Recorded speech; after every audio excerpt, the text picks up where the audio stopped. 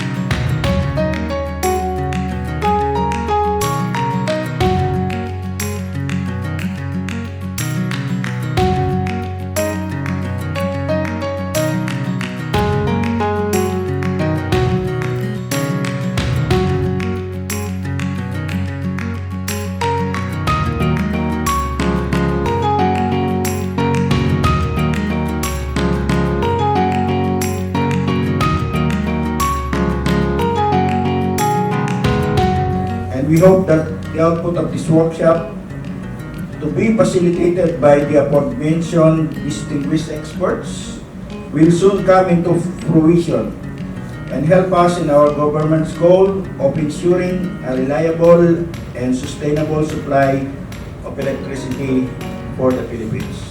Again, good morning at maraming salamat sa inyo.